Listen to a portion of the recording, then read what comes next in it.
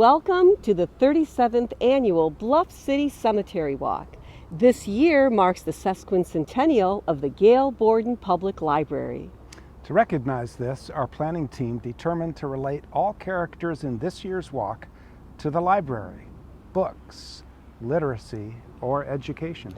Preparing has been a true partnership between two great institutions in Elgin, the Elgin History Museum and the Gail Borden Public Library. Actors will once again tell their character's story first person, allowing you to step into the shoes of those who played a pivotal role in improving Elgin through books and education. Through their stories, you will likely feel something deeper about Elgin and its people, both past and present. Consider David C. Cook, publisher of inspirational children's books and Sunday school materials. And Abby Wing, educator, advocate for literacy and benefactor. Louis Yarwood, landscape artist and first director of Elgin's Public Library. Cecel Harvey, teacher and second director of the library. Edward Lovell, educator, book buyer, and library board member. Katherine Abbott, longest serving director of the Gail Borden Public Library. Arthur Newsome, liberator, builder, church founder, and advocate for equal education. As you join us for the film version of the interpretive program, we sincerely hope that you'll find a fresh appreciation and understanding of the lives and legacies of those who have gone before us. And if just 8 minutes per character wasn't enough for you, visit us at the museum sometime to get more of the story. I'm Ana Devine. And I'm Ana Devine. And we're glad to walk with you. I am Lewis Henry Yarwood, born into a lineage woven with threads of adventure and adaptation, and painted with the colors of a life well lived. I am decidedly excited for you to find me here, surrounded by nature and all the beauty of our community, and to share my story with you. My story begins with the names of those who came before me. Henry and Katie Ann Yarwood, my parents, were born in New York, and following my path here, became part of the legacy of the local Yarwood name. However, it was my Uncle Reuben who found our place here and provided a landing for me. Reuben Yarwood, the intrepid soul who first planted our family's roots in Elgin. He came to manage Simon Newton Dexter's woolen mill and run their factory store, carving out a name for himself as an alderman in the inaugural Elgin City Council. It was because of this man and his path to bring our family west from New York that I, too, found myself in Elgin. It was here I met my lovely wife, Caroline, who would share with me in the joys of parenthood and support me in many of my future endeavors. I cannot say she found herself behind the scenes, though. She was constantly at the center of the social and church affairs in Elgin. Her ability to see kindness and joy and support her peers with limitless integrity formed lasting bonds with those she met along the way. I would be remiss, and I'm sure Caroline would admonish me, for not speaking sooner of our children. We were the fortunate parents of 3: William Henry Yarwood, Mark Drummond Yarwood, and Catherine Katie Yarwood Parsons. Let me speak on them for a moment, as their talents and contributions to our community should not go unnoticed. The loss of our eldest son, William Henry, cast a shadow over our hearts. His death was quite sudden, having just moved back to Elgin from Alabama, where he resided for health reasons. A coughing fit and a ruptured blood vessel took him from us and his wife and children at the young age of just 31. And yet, amidst the sorrow, there were moments of light that broke through the darkness, illuminating the world still surrounding us. Our son, Mark Drummond, with his nimble fingers and melodious tunes, brought music to our souls and the ears of those in Elgin and nearby Chicago. Mark studied widely and came back to open piano studios in both Elgin and Chicago, and dedicated 3 decades of his life to the musical progress of our wonderful citizens. The arts must run in our family. My daughter Katie was an artist in her own right, quite the accomplished vocalist. She attended a music conservatory at Oberlin College in Ohio. Though I can never say enough about my family, as I am quite certain many can agree of their own, my story would not be complete without my own life included.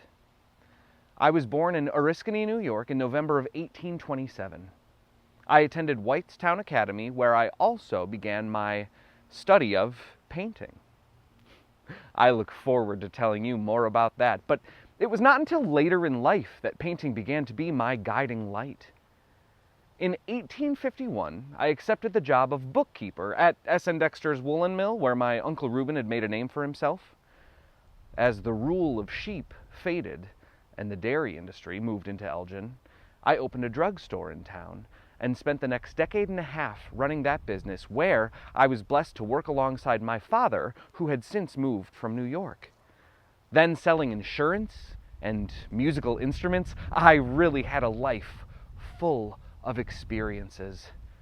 Those years have very little to discuss of note, but were necessary in my progress towards what I'm sure your ears are eager to hear of: my time as a librarian for the Elgin Public Library. You are all speaking to Elgin's very first librarian. I began running the library in 1874 and received a small monthly salary for my work there.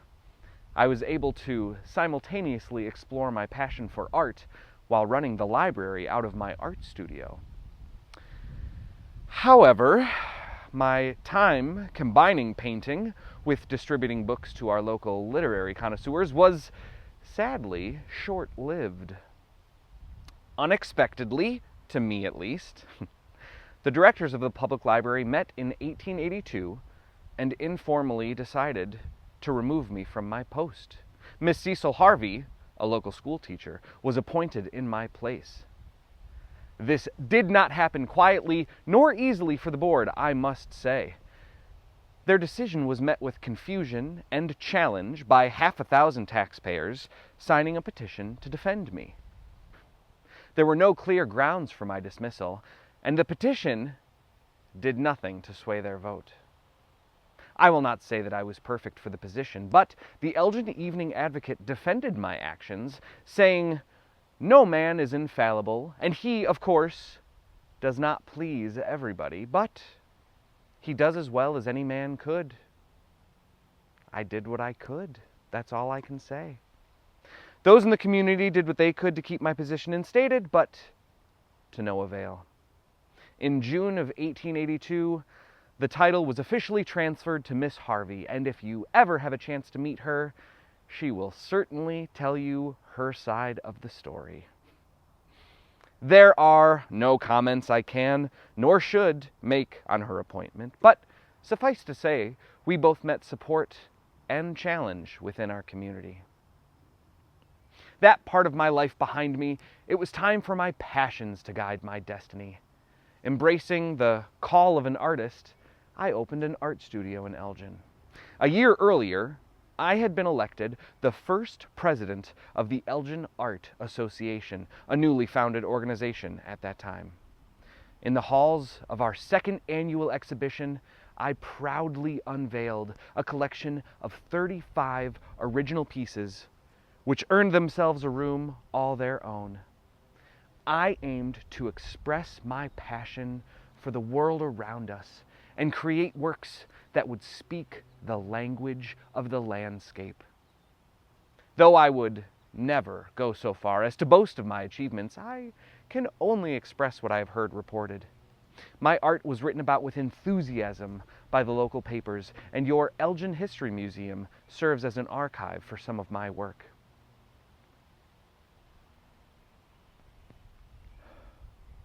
My home is still just across the street from your museum.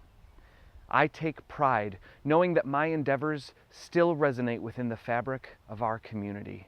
Moreover, Elgin Academy took me on as a trustee, serving as secretary and treasurer for 2 years, and allowed me to teach drawing and painting as well. Indeed, it was a great honor to earn my role as educator, trustee, and patron of an institution such as this one. I want to thank you immensely for your time today. For the Yarwoods, Elgin is more than just a place to live. It is a legacy, a testament to the enduring spirit of family and community that has defined us for generations. I bid you farewell today, but certainly not for good, as the streets and structures of our beautiful town are rich with the history of our family. Perhaps you will even head over to your fancy new library or one of those fascinating green vehicles. Quite a change from when I was in charge. While you're there, you could check out a copy of the book that I probably identify with the most. It is The Life of an Artist, an autobiography. The author and artist was Jules Breton, a renowned naturalist painter from France. His painting, Song of the Lark, is in the Chicago Art Institute. Jules and I were born the same year and died within months of each other. I'll leave you with a pleasing thought from his book. I have always had a passion for the beautiful. I have always believed that the aim of art was to realize the expression of the beautiful. I believe in the beautiful. I feel it. I see it. If the man in me is often a pessimist, the artist, on the contrary, is preeminently an optimist. Good day.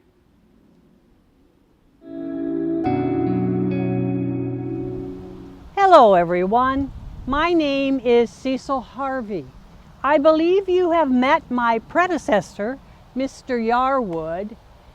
With all due respect and some humility, I must say that the library board acquired quite a bargain when they chose me as his replacement, as you will soon note. It is my pleasure to share with you my contribution to the story of the Gail Borden Public Library. 150 years of service to the community. How remarkable! And this institution continues to be a positive influence on Elgin and the surrounding area. I have been a resident of Elgin for most of my life.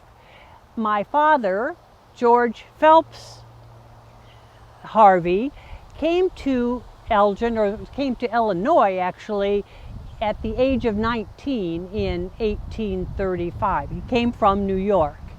My mother, Mary Burr, also from New York, arrived in this area with her parents in 1836 and married my father 3 years later. My parents then moved to Elgin in 1848. I was born, I don't believe I told you that, I was born on July 12, 1845. Now, Father, over the years, served several positions, civic positions. One of them was being elected to Elgin's first city council that opened in 1854. Mother and father were both considered early pioneers of the area and enjoyed raising their 6 children here. My initial profession was not that of a librarian, but an educator. I attended Elgin Public Schools and after graduation taught in the Elgin Public School system beginning in 1866. I, during that time, supervised the primary department at the old brick school, and I certainly enjoyed my time working with young children. Now, the opportunity then to become library supervisor came after those years in education. Let's see, the initial process began in 1881, early in the year. At a library board meeting, there was a motion made to engage Miss Cecel Harvey to serve as librarian. Now that motion was voted down and the matter was dropped. Well, the following year then, in 1882, in the spring, this issue was readdressed. It seems there were some issues with Mr. Lewis Yarwood, who was the head librarian at the time, and I became an unwitting participant in this dispute. In May of 1882, I accepted the position with a cut in salary, however, and on June 20th, I accepted the position with a salary slightly more than half of Mr. Yarwood's, and that is the bargain to which I was referring. In spite of this controversy and inequitable pay, I certainly enjoyed having this position. I worked very hard to improve the library. I read voraciously in order to keep up with current literature. This was so I could recommend books to school children and to library patrons. The collection of books increased from 2,000 to 14,000 during my time, and additional reading materials, magazines, and newspapers were added. I felt it very important to provide as much printed material to the public as possible.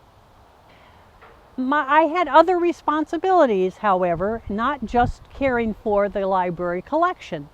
I supervised the daily operation of the facility.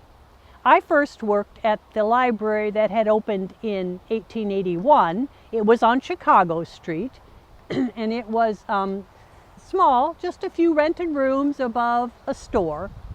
This had been the second facility. The first had been on the third floor of the Home Bank building. But the finest and the largest location was that on Spring Street. That move was quite an operation, but well worth the effort. The Alfred and Samuel Church had donated a former residence in honor of their father, Gail Borden. This facility opened in 1894 after much remodeling and served the public until 1968. I never married, living my latter years in the home of Mrs. Frank Wright on Douglas Avenue. When I wasn't working, I enjoyed reading, of course. I was an active member of the Universalist Church and also was a member of the Elgin Women's Club. I was an honorary member of the Every Wednesday Literary Club. I had many friends. I was so blessed and expected to live many years in my career. However, the good Lord had other plans for me. I developed a cancer which was diagnosed as incurable and passed away on June 9th, 1903 at the age of 57, just 10 weeks after my diagnosis. Now, I am not one to boast of my accomplishments, but I must say I was quite pleased that the board of directors at the library passed a resolution in my honor. And by the way, it was written by Miss Katherine Abbott, who you will be meeting soon. I would like to just read part of it to you. It reads, Cecel C. Harvey's knowledge of literature was extensive, and her manner of imparting it so tactful and unobtrusive that her advice in the choice of books was freely sought by all classes of patrons. In this manner, her influence on the intellectual activities of the people was widespread and beneficent. When she assumed the duties of librarian, Miss Harvey found simply a miscellaneous collection of books. When she laid those duties down, she left a library as modern in material, arrangement, and organization as the resources at her command would permit. I so appreciate this lovely tribute and thank my colleague, Miss Abbott, for preparing it for me. Well, before I go, I do have a book, to recommend for your reading edification. To choose a favorite book, of course, is no doubt similar to choosing a favorite child or a favorite pet, but I do highly recommend The Red Badge of Courage by Stephen Crane. Although the setting is during the Civil War, the metamorphosis of the protagonist from an innocent youth to a man of conviction is a timeless theme and well worth reading. Please check this book out at the Gail Borden Library, but don't hesitate because it is a very popular book. Well, I must say goodbye. I know you have other people to meet. I do so appreciate your kind attention.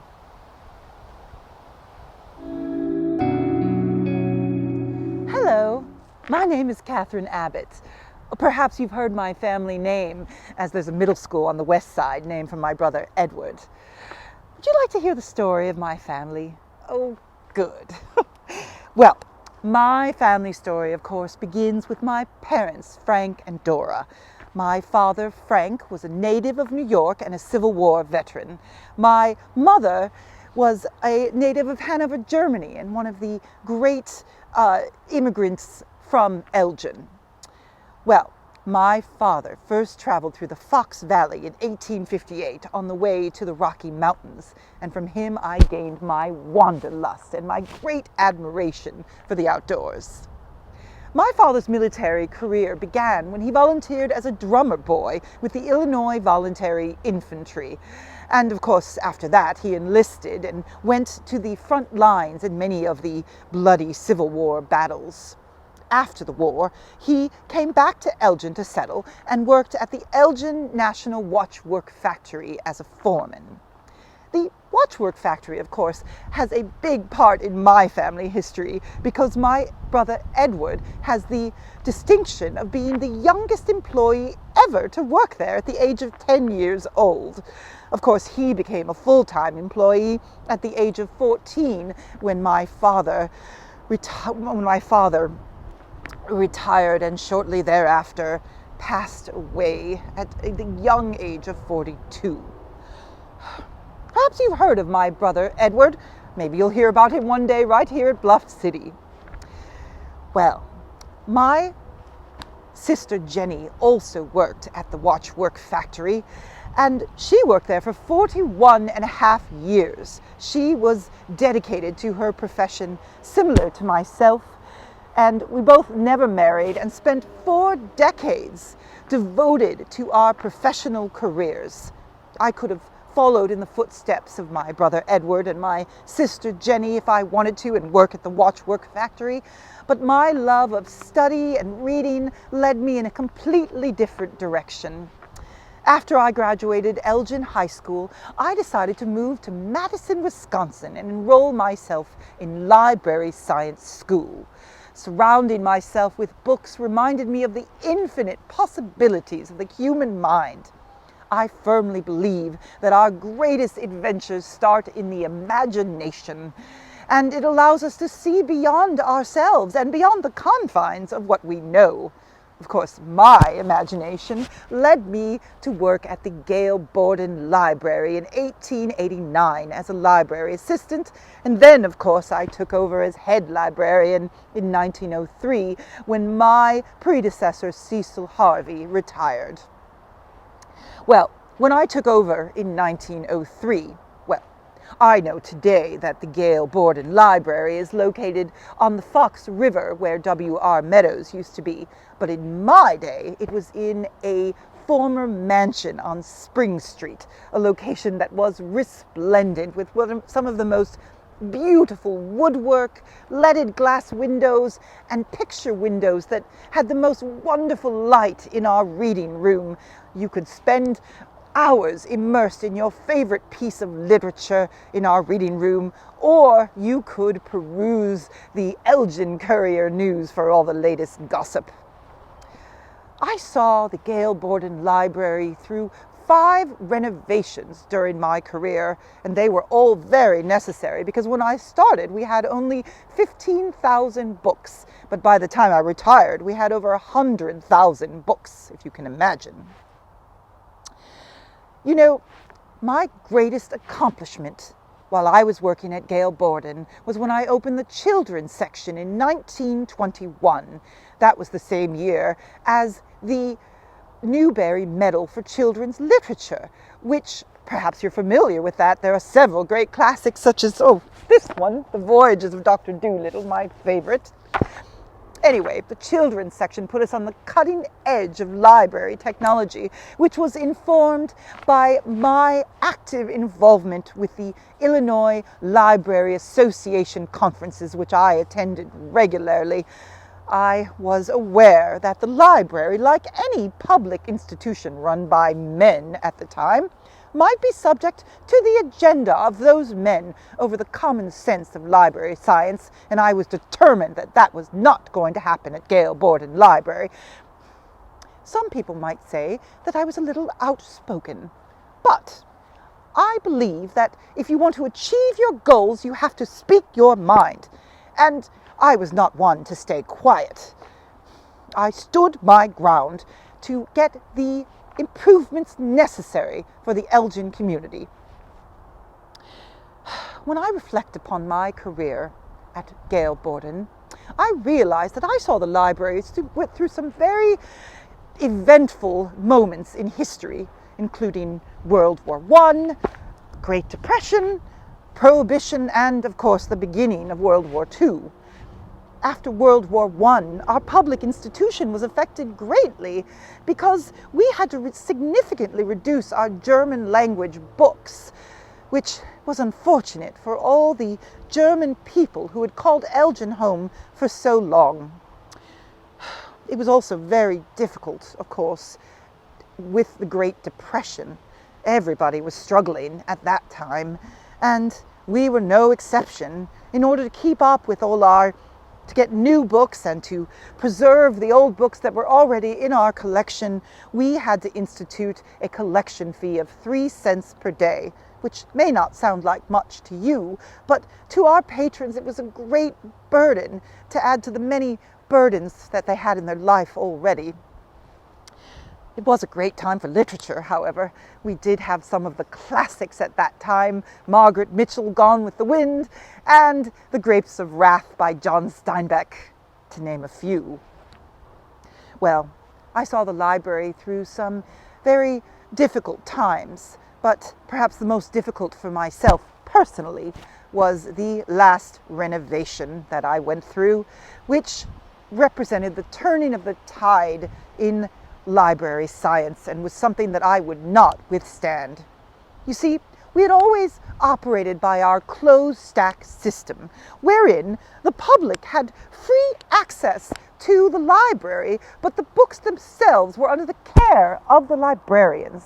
This was a very effective system that had been in existence since the advent of libraries. It kept theft down, it kept the books in good repair, and of course, it gave the librarians a chance to interact with our patrons, which was really the loveliest part of being a librarian. But in the 1930s, they switched over to this newfangled open stack system. And of course, I made it known to the board that I did not approve of this new system. The closed stack system had worked very well for so long, but they were not interested in my opinion. The men that oversaw the library felt that I was perhaps too old to be the head librarian anymore, and they replaced me with a younger version. They actually went so far as to write in the board notes that they would not tolerate any opinion that would interfere with the new inaugurated open stack system. I had worked at Gail Borden Library for 53 years. But I was really open to retirement at that point, if I'm being honest. I was looking for some recreation. I wanted to stretch out my legs and have wanderlust all over the country with my sister Jenny. We went to all the national parks. Oh, we had a grand time. We went fishing and swimming and boating and hiking. It was a lark. And, well, have you seen any nature? I hope you have. There's so many great nature spots here in Elgin. Have you seen Trout Park, for example? Oh my gosh, it's such a unique and beautiful park. Really enjoyed my time speaking with you today, and I do hope that you'll visit Gail Borden Library, and think of me when you do. In fact, tell the librarian that Katherine Abbott sent you, and I'm sure they'll give you the best seat. My name is Edward Cultus Lovell. Thank you for visiting me here at my final resting place. It's wonderful to see young Elgin so interested in learning about its past. Of course, Elgin isn't so young as it was when I first arrived, but we'll get to that. I hope that my story helps illuminate the history of this town and leaves you feeling connected to the past and perhaps wondering how you might leave your mark here. My story begins, like so many others, before my life even does. My father, Vincent, immigrated from England to New York, finally settling on the banks of the Fox River. If you live east of the river, north of Jefferson Avenue, get off my lawn. I jest, of course. But my father did settle 150 acres of that fine earth, and a street that bears my family name still runs through it. My father's passion was education, and he would serve on the board of the trustees of what would become Elgin Academy, which I would eventually attend myself. Sadly, he would not see it, as he would pass from this earth into the heavenly grace of our Lord Father when I was 10 years old.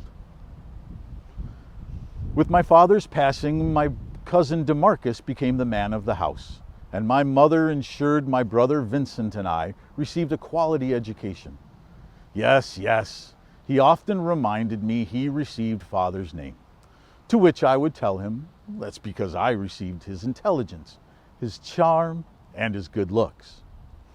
We all shared a house at 420 Fulton Street, just up the hill from St. Mary's Catholic Church.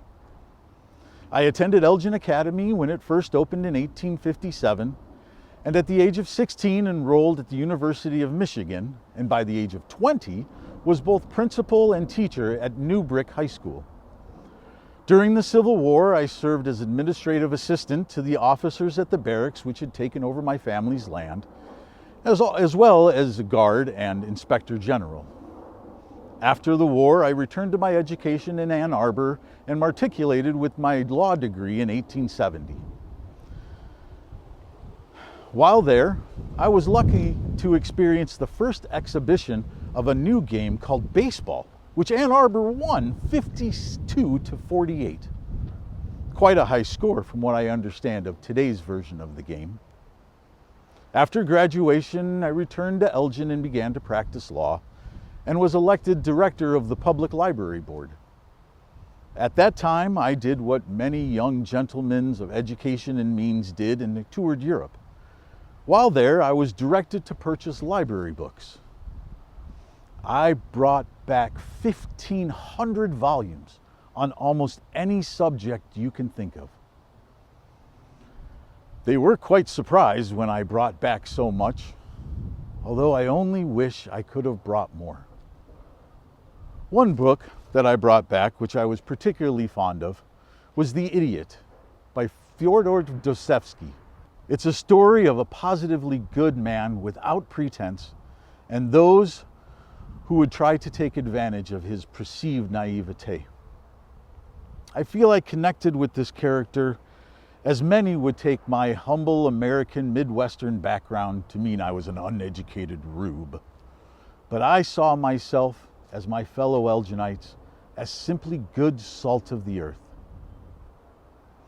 I believe you can still pick up a copy at the Gail Borden Public Library today, although probably not the original that I had purchased. On that journey, I met my second cousin, Eliza, who was studying sculpture in Italy. Upon my return, I told my brother he must visit her. And he soon did, and they were married within the year. I see the looks on your faces, and let me assure you, it was not all that uncommon at that time. Many people met and married their spouses quickly thereafter. I continued practicing law, serving as both city attorney and later as mayor of Elgin, winning an unopposed contest. I also continued my father's work in education, speaking to the Illinois General Assembly on a compulsory education bill. I believe strongly that the strength and character of our nation is dependent on good, free education for all, regardless of social standings. In 1880, I returned to my old Michigan campus and met a lovely young woman named Caroline Watrous. Carrie was from a well-to-do family in Scranton, Pennsylvania, and I knew from that first walk through the park that her and I would be married one day. And in 1885, we did just that. And Carrie came to join me here in Elgin. At that time, I had been elected a county judge, and we were ultimately blessed with 4 children: Gertrude, Margaret, Lucy, and Vincent. I retired from my judgeship in 1890, finding more time with my family by returning to my law practice. Those years with Carrie and my children were the happiest of my life. Tragically, the decade to follow would be one of sadness and tragedy. In 1892, my brother Vincent died of a stroke, only 47 years old. 2 years later, my dear mother followed my brother into eternal rest. When Carrie and I welcomed our son in 1895, I named him after my beloved brother. Tragically, young Vincent would pass before his first birthday. The grief was insurmountable. And Carrie, she followed our baby boy into the beyond just over a week later. I was determined to provide for my children the way my mother had provided for my brother and I. My daughters all attended Elgin Academy, continuing the family tradition started by my father.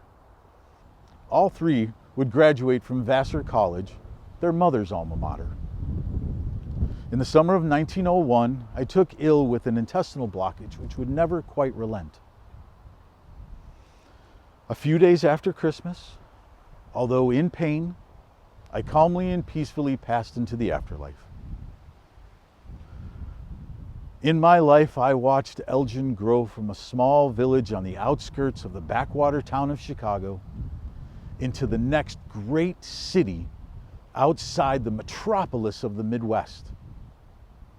My life took me many places, but always brought me back to Elgin. This city is in my blood, and my blood is in this city. Thank you for listening to my story. Have a wonderful day.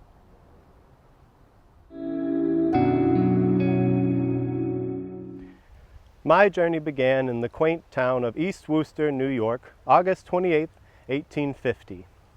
Born into a family deeply rooted in faith, I, David C. Cook, emerged into a tumultuous 19th century, a nation still grappling with the aftermath of the Industrial Revolution. Raised in a household resonating with the echoes of ancient scriptures, led by my father, a Methodist minister renowned for his erudition, he instilled within me a reverence for knowledge and faith, illuminating our home with the ancient wisdom of the Bible, reading its sacred wisdom in its original Hebrew and Greek. Amidst the reverberations of religious revivalism and the relentless march of progress, my upbringing instilled within me a fervent desire for knowledge and a steadfast faith that would shape the course of my life. In fact, as you look at the Cook family gravestones, it stands as a last testament to our faith. Life took an unexpected turn when my father was forced to relinquish his pulpit as his health was failing. He took on the responsibilities of a woolen mill, and when that business began to fail, the specter of financial ruin loomed over our family. We sought solace and opportunity in the Midwest in the great state of Illinois. Amidst the trials of agrarian life in Illinois, we toiled on a farm, grappling with the harsh realities of rural life amidst the rolling plains and boundless skies.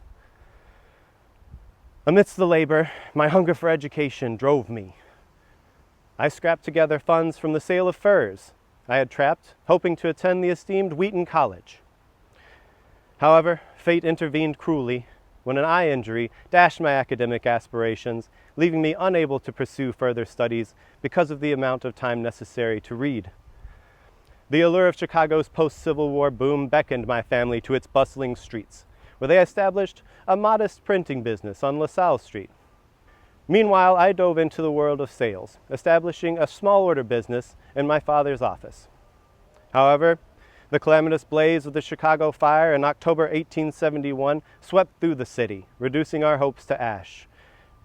Needles, accessories, accounts, lists of customers, very important, were all destroyed. I was left destitute with only a few dollars to my name, which I promptly spent on fresh milk and bread for the children of the city streets. Chicago seemed to have no future. Railways were giving away free tickets to other cities.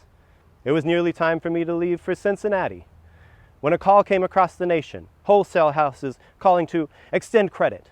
The slogan developed, "Help Chicago," and I, David C. Cook, stood by.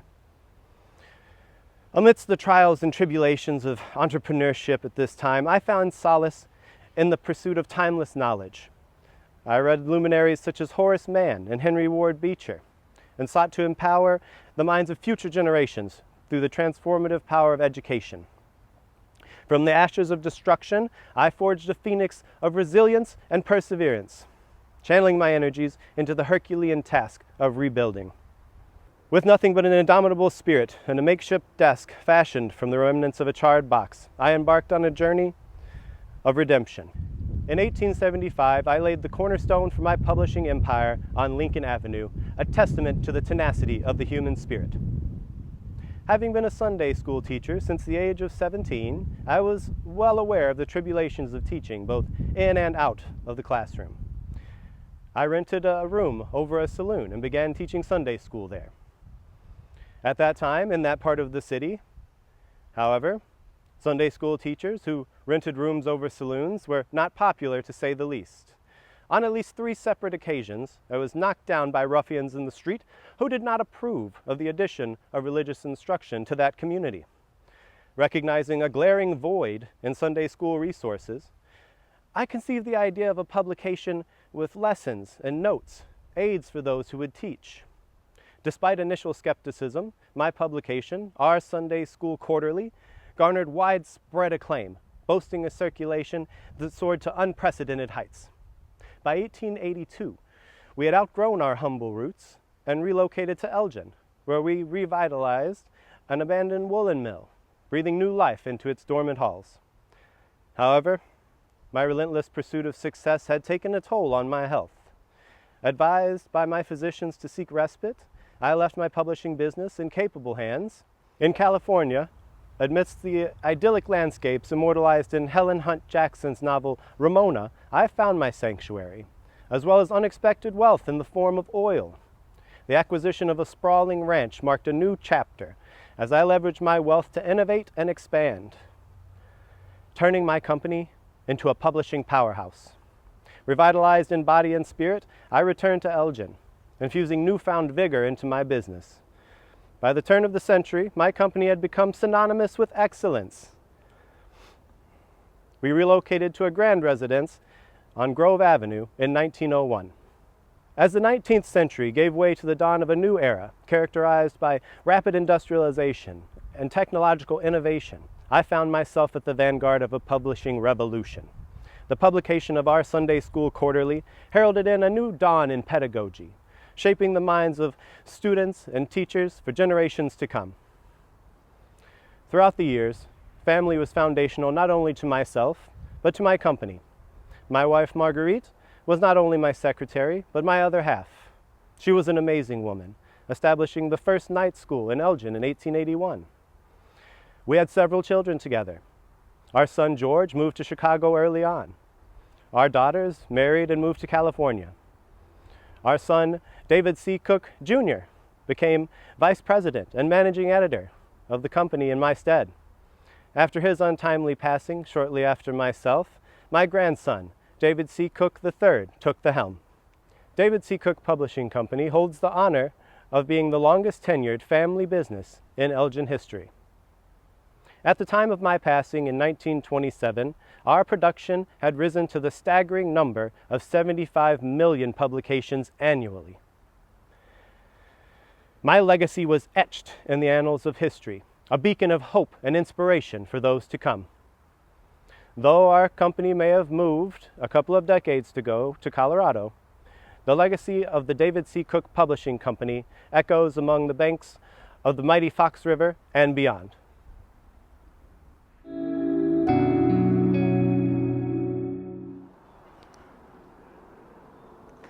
Greetings all! Thank you for coming today. I'm so happy to make all of your acquaintances. My name is Abby Wing, and I'd like to tell you a little bit about my life here in our beloved Elgin. My life started in New England. As the daughter of Henry and Martha Saunders, I was privileged to receive a strong and thorough education. And like many young women of my time, I pursued teaching after my formal education was complete.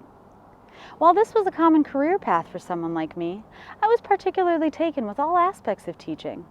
And soon after my formal education was complete, the governor of our little New Hampshire encouraged us young women to venture westward and offer our services to the new and budding schools in the quickly growing cities of what we now call the Midwest. From an early age, a thirst for knowledge and discovery burned brightly within me. Perhaps it was inherited from my parents, who nurtured and encouraged my inquisitive mind every step of the way. As a child, I could often be found tucked away in a quiet corner, hungrily devouring the latest epic tale or volume of poetry. Reading was the way any one person could ensure the ability to move ahead, no matter their life station. Those cherished stories and stanzas from the literary greats opened entire universes for my imagination to explore. In 1854, I eagerly embarked on the long train journey to the growing prairie town of Elgin. At just 21 years of age, I was ready to test my mettle as a teacher. My first teaching position was in a District No. 2 school, a little red brick one-room schoolhouse that had just been completed on the corner of land owned by Washington and Adelaide Wing. This school, long after I was gone from this realm, was named Illinois Park. I was hired on November the 18th, 1854, at a rate of $3 per week, plus accommodation. My contract was for 5 months. Near the end of that contract, I was asked to stay on for the spring term at a rate of $2.50 per pupil. I worked diligently, keeping the schoolhouse well, learning about my students and their families. My teaching pursuits in that little red brick schoolhouse laid the groundwork for what would become my life's greatest mission, the promotion and spread of literacy on a grander scale. The schoolhouse had been made possible through an endowment, stipulating that the plot of land on which it was owned would always be a school, and the owners of that land were none other than the father and stepmother of my future husband, William H. Wing. The following school terms, I was placed at one of the 2 principal schools in a town just north of Elgin. I believe it is now called Dundee. You see, it was during those early years that I first realized just how many of my eager young students arrived lacking even the most basic reading and writing skills. Witnessing their struggles to grasp what are the fundamental building blocks of all learning lit an unwavering fire within me. After completing my contract in that northern hamlet, I again found employment in Elgin, at the Mill Street School in the Hamilton district of Elgin. I think it became known as Grant School, and is now something called a skateboard park. Over the ensuing decades, I became a true literacy crusader, pioneering new and engaging teaching methods that made reading intuitive and even enjoyable.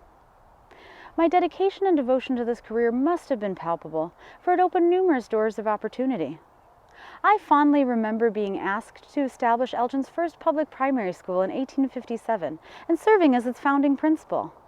Finally, the chance to make literacy education the core focus from day one.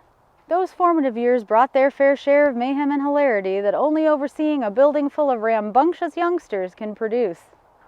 I pride myself on being someone who establishes order without the use of harsh punishment or shame, and I believe that this led to most of my success with my students. Still, the delight of witnessing a young student's face light up with that spark of understanding upon finally unraveling the glorious mysteries of reading made it clear to me I was on the path that I was meant for, whether as a teacher or administrator in the growing number of schools in Elgin. Over time, my accomplishments and reputation as a passionate teacher and children's literacy advocate grew, and I continued to work in several capacities in different Elgin schools before finally deciding to step away and ask the ever-terrifying, what comes next? When I finally did decide to step back from my formal duties in the now much expanded Elgin public school system, I've transitioned my energies to new community-minded causes. I wed my husband, William H. Wing, a prominent local attorney, on July 18, 1861. Remember, the son of the family who was the reason my first school even came to be? Together, he and I worked to uplift Elgin through civic service, education, and philanthropy. As an active member of the Elgin Women's Club, I worked with my fellow club members and veterans of the Civil War to collect monies and donations, establishing Sherman Hospital. The hospital only had 4 beds for patients, but Our Ladies made sure that the mission of that institution was to provide care to all persons, regardless of religion, gender, or race. I also became a strong supporter and patron of the newly opened Gail Borden Public Library. There I could often be found among the books and stories that sparked my own love of learning. One of my favorites is The Adventures of Huckleberry Finn. I have always loved children's stories, especially children's stories that ask the reader to do better and look at the world through eyes that are not their own. If you haven't read it yet, you should. I bet Gail Borden has a copy waiting on a shelf just for you to discover. After leaving education, I shifted my focus to my and William's beautiful home. We had so much more than we needed, so I made sure that we were sharing our home and hospitality with many friends, acquaintances, and fellow Elginites. I'm grateful that William and I could afford to do so, especially in the years following the Civil War when so many came north seeking freedom, education, and camaraderie. Since my husband and I did not have children, it was important to us both to extend the table to those in our community. Tragically, my remarkable and truly blessed life journey was cut short in 1897 due to a terrible home fire. However, the legacy my husband and I left behind in the Elgin community became an enduring one. From those humble one-room classroom origins to helping build a preeminent public education system, I spent over 40 years fighting for literacy and learning in our wonderful town. I hope you remember me, Abby Wing, not just as a passionate teacher, administrator, or civic leader, but as a woman whose soul was made for teaching, for showing how wide the world opens to those who read, and illuminating all the possibilities that come with the magical gifts of reading and writing. For it is through literacy that all other human potential is unlocked, a lesson I spent a lifetime imparting, one student at a time. My final message for each of you today is simple. Cherish the treasures and possibilities that come with the ability to think critically, communicate effectively, and escape into the pages of books. I hope you always nurture your own curiosities, live life as a perpetual learner, and fight to ensure the doors of literacy and education are open wide to all those who seek them.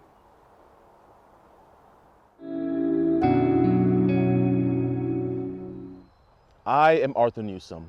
Thank you for coming to see me today. I was born on Newsome Plantation in North Carolina around the 16th day of May in the year 1826. I was not there very long, as we were soon moved to Alabama where there were better cotton fields. I came into manhood on that plantation in Alabama. I was blessed by a beautiful wife who gave us 7 children. And I was oppressed by the condition of enslavement. After 7 years of love in the midst of forced labor there, my enslaver died, and all he owned, myself and my family included, was left to his sons. The fragile times I cherished and survived with my family and community were suddenly gone. Their brothers sold the family I called home and separated us forever. Home and family lost. It was a day I could never forget and which I shared with very few. Loss and injustice hurts, but you must keep moving forward. Not everyone likes to hear me say that, but this is the way I approach life. The years immediately following my separation were rough. The next generation of enslavers believed in floggings to grow their profits. Life became more brutal and inhumane. They married me off to another woman, something that at first felt like I was not allowed so much as time to grieve. But I was faithful to the path God laid before me. My new, loving wife, Minerva, gave us a beautiful daughter, Mary. I wondered if I would lose them too. I was 35 when I learned of the war that would end slavery.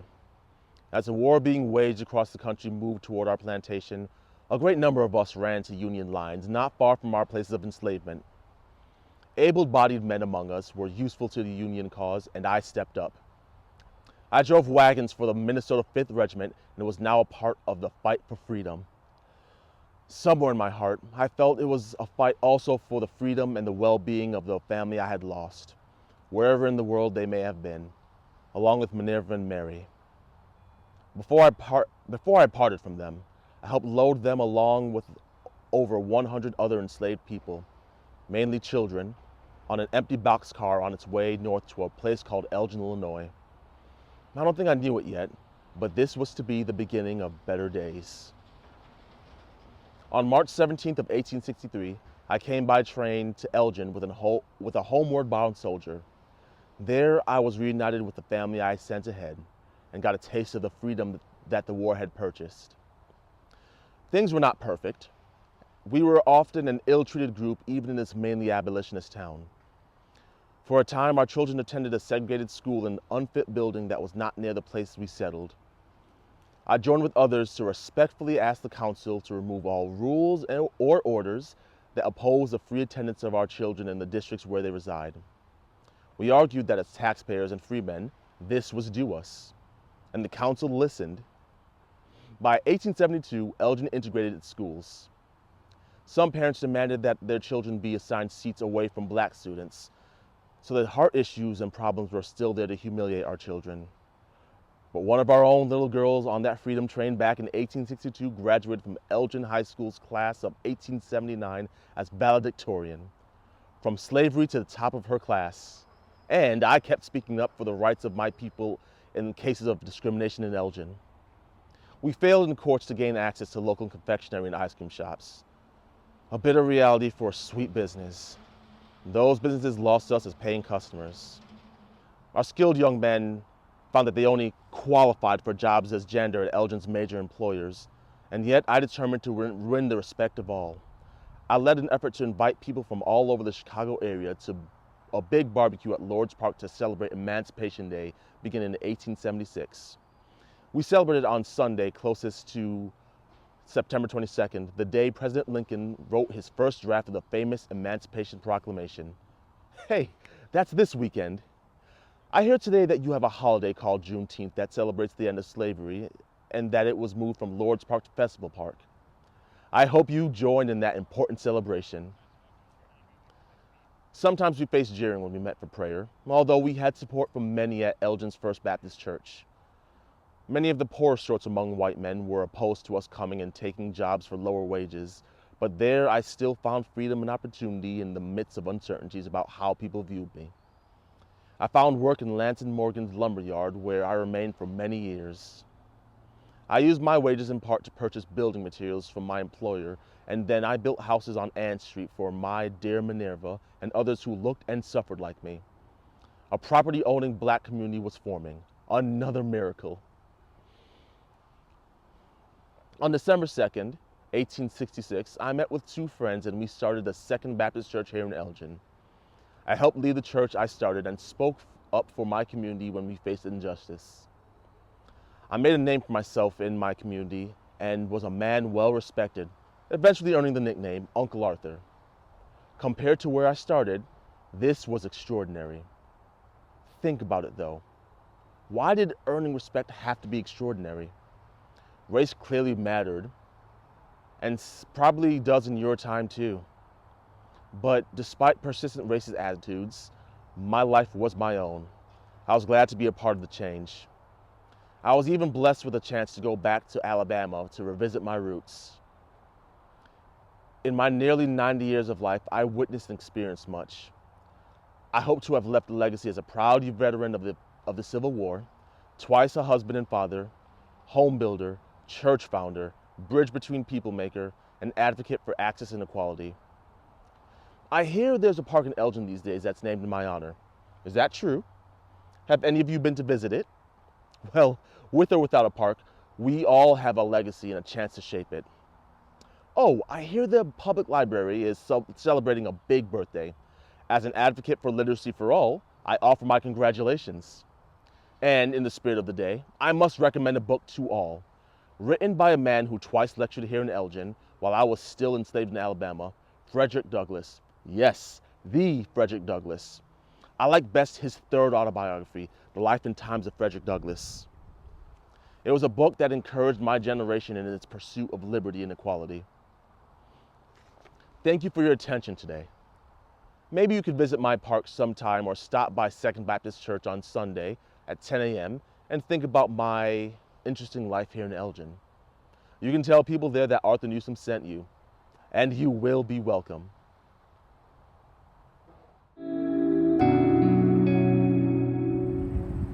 Thank you for viewing the 37th annual Bluff City Cemetery Walk. And we thank our actors and our volunteers especially, who contributed so much to this experience. We hope to see you next year at the 38th annual Bluff City Cemetery Walk, hosted by the Elgin History Museum.